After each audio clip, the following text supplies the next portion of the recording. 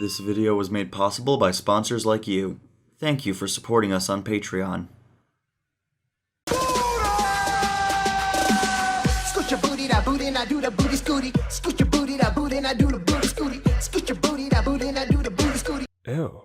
Hiya, Toonies, I'm WHYBOY, and this is NERO. Hey. So we have noticed a trend after the launch of Teen Titans Go. For those who don't know, Teen Titans Go, also known as TTG, is an animated series that premiered in 2013. The series follows the 2003 Teen Titans show, using its primary cast and general character designs. Now, we won't go into too much detail about Teen Titans Go. Frankly, we've watched 5 seasons worth of the show. We've watched both films, both theatrical and direct-to-DVD, and have found both to be utter dreck. However, apparently studios across the various channels have taken the notice of the success the show has had, so they've been trying to replicate that lightning in a bottle with mixed results, and that's what we want to discuss. What we're here to bring up are the reboots of shows that rose above this cacophony of cash grabbing, and we found some of them to be remarkably enjoyable. Now we're going to talk about our discoveries and what we found to be frankly superior approaches to this formula. Teen Titans Go may have started its trend, and for us it certainly lives up to the first is the worst, but now we got a collection of cartoons that do the reboot idea vastly superior. So without further ado, this is 10 reboots better than Teen Titans Go. Wacky Races. Honestly, this is probably one of the first Hanna-Barbera properties revived outside of Scooby-Doo in decades. And it's a breath of fresh air. First off, we now have modern animation techniques, and yes, that actually makes a whole heap of difference from a show that originated in the 1960s. Sequences have energy behind them, there's a pop to them. Instead of just inane racing antics, there's also great action-packed sequences, and writers for this show find a great solid balance between the hallmark tropes of a Hanna-Barbera cartoon. You got the classic pun wordplay. Looks like a dead end, chums. Oh, good. I love those. Slapstick humor. Can't you do anything right? How do you intend to get the car down here? And wrapping it all up with self-aware lampooning. Golly, I hope this dark and mysterious cavern isn't filled with traps for the unwary. Oh, Peter, those things only happen in movies and unimaginative cartoons. Now, while the original 1960s cartoon had a overly bloated cast of too many characters, the 2017 one actually goes for the reverse. Smaller cast, more concise roster, allowing for a focus on the racers' personal lives, getting personalities to be a bit stronger, storyline elements. It allows for a lot more imagination and mixing up of the formula. Wacky Races 2017 captures what made the original series so good. It's nothing more than fast and furious fun. Thundercats Roar. So you know how Teen Titans Go has that sense of cynicism with the showrunners repeatedly taking potshots at their audience for not accepting them? Why would anyone dislike us? Oh, I don't know. Dookie jokes. We don't just do dookie jokes. Yeah, we do 2 jokes too, yo. Yeah, Thundercats is exactly the opposite. The majority of the time, Roar is pulling from its own history, and at least during the first season that's aired, there hasn't been any episodes where the showrunners turn their cartoon more or less into their personal Twitter account and hate right at their audience. In fact, the only episode like that for Roar is on Teen Titans Go. You've shown me that Thundercats Roar is a worthy successor, and anyone who says otherwise has a poop mouth with poop opinions. Try and figure that one out. The majority of Roar runs like an 80s cartoon with moral lessons at the end while still balancing great levels of action and humor.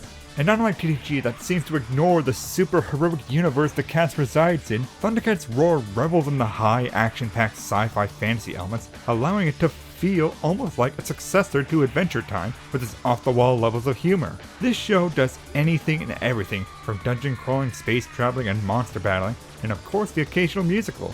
Thundercats Roar is everything Teen Titans Go isn't. It's enforcing the past and giving the franchise a future.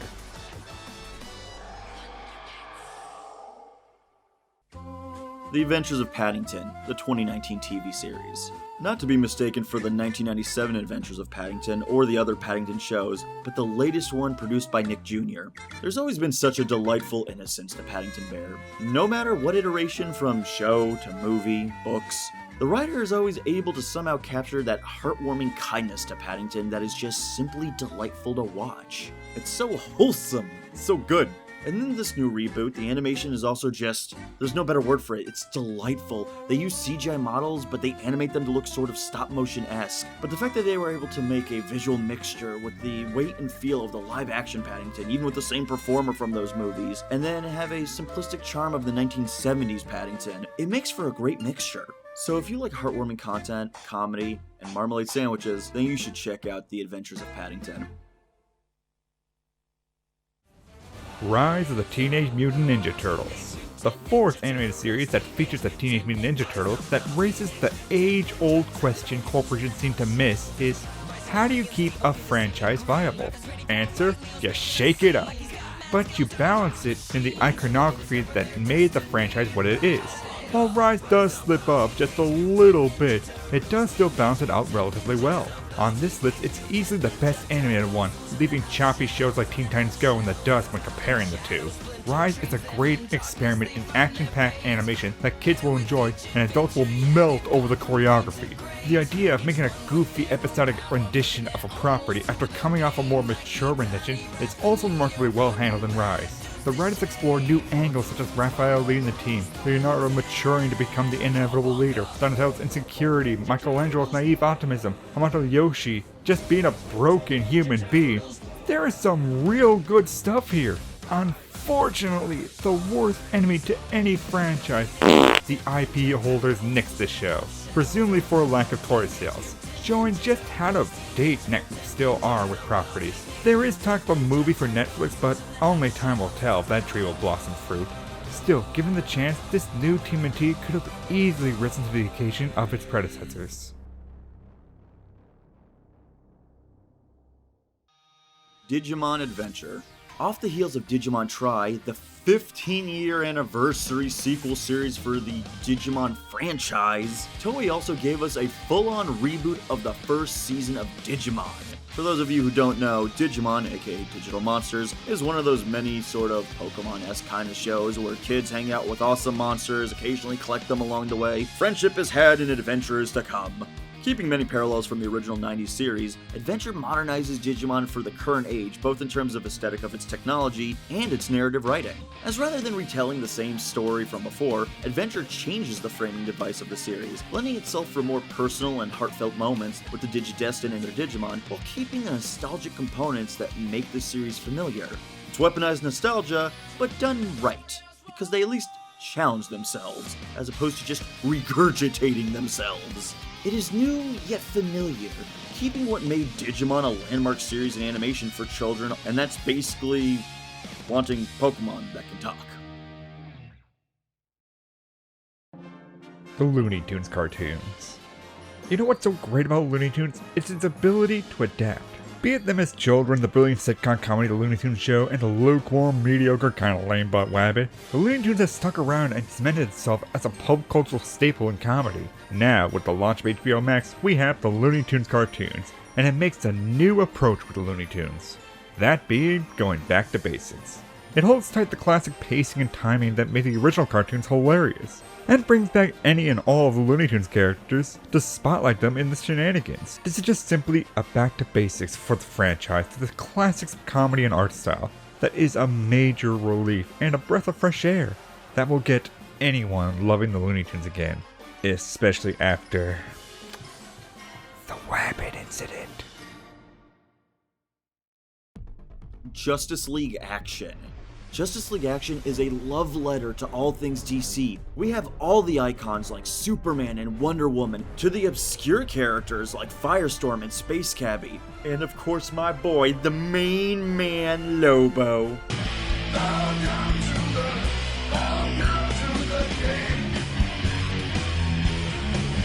The series starts with a micro-movie composed of the first 4 episodes to set up the series. Afterwards, it enters into full-on episodic territory and can include anything. Time travel, space travel, body swapping, even a scavenger hunt. It does it all. The show has solid animation, an all-star cast. There are even Easter eggs from precursor DC shows that should make some fans following the wider spread of DC Animation Universe very delighted. Negative.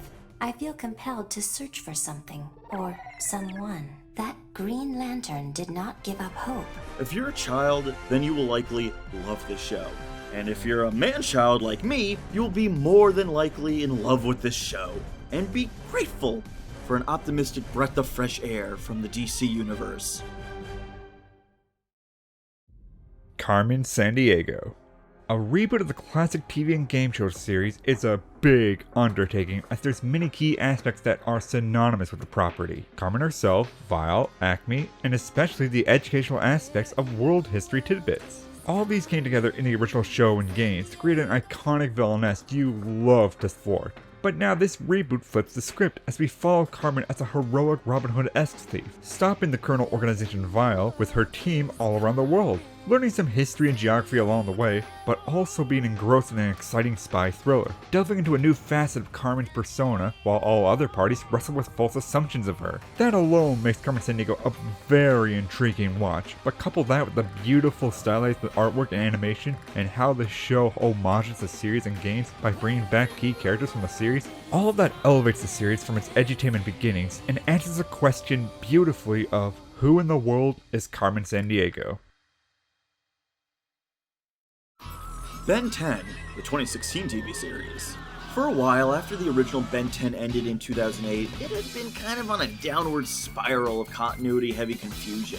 2016 gave them a fresh start. Now it's just a straight-up superhero action comedy. It does take elements from across the franchise. You got colorful heroes, colorful villains, a great focus on humor, solid action sequences. It's everything a toy commercial can ask for. It's pure toyetic at its finest. I rather enjoy it as a return to form and bare basics. There's a movie coming out for it too, Ben 10 vs. the Universe, the movie, and it's slated to air in fall of 2020. Hopefully, with the world being the way it is right now, we'll still manage to be able to see that film. Because I'm kind of curious what they can do now in terms of being a bit more narratively driven for a feature-length run versus the 11-minute bite-sized Ben 10 we currently have.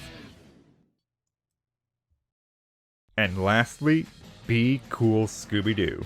This show is amazing. But we'll be honest, because like everyone else, we did not give the show a chance at first, because just look at this. Ugh, yuck. Since then we have watched the full series and boy, we messed up. Because Be Cool turns out it is one of the most cleverly written comedy mystery shows Scooby has ever produced. Not only giving us great character dynamic between Mystery Inc., as each of their personalities bounce off one another beautifully, but by also not skimping out and writing cohesive mysteries and designing threatening and entertaining monsters. Even taking some from the old cartoons and updating them to make them even spookier. And oddly enough, even with our biggest gripe with the series, the art style, when in motion, Be Cool exhibits the highest range of incredible expressions, cartoon slapstick, and experimentation that makes each episode a hilarious blast to watch. Thanks to Mystery Incorporated, we may have not been able to appreciate Be Cool at the time, as there was such a whiplash of style from heavy narrative to goofy comedy. But we say with 100% certainty, Be Cool Scooby-Doo is hilarious and is definitely worth a watch, especially because it's leagues better than anything Teen Titans Go has done. So those were 10 reboots better than Teen Titans Go. Now, we may have harped on Teen Titans Go and saying it sucks. I can admit to that. I'm not going to apologize for it, but I can admit to that. Kudos to the writers of Teen Titans Go, because your passive-aggressive, trashy writing has actually benefited all these other shows into being more likable. Because these shows have risen up. They've proven that you can do a reboot series without being so petty and just celebrating the source material. But if you know of a reboot series you really like and want to recommend, comment down below with the hashtag ToonGrin10 to tell everyone about it. Put a spotlight on a cartoon you love. Yeah. Teen Titans Go is like a bag of farts. Thanks for watching ToonGrin 10s. Your views and interaction really do help keep us going. If you like this video or have a suggestion for future videos, please leave a comment below. And if you like what we're doing, please don't forget to subscribe. You can also support us by joining our Patreon or making a purchase at our TeePublic shop. All proceeds go to the future of projects and to help keep the lights on. Links are in the description, and as always, be sure to tune in to ToonGrin.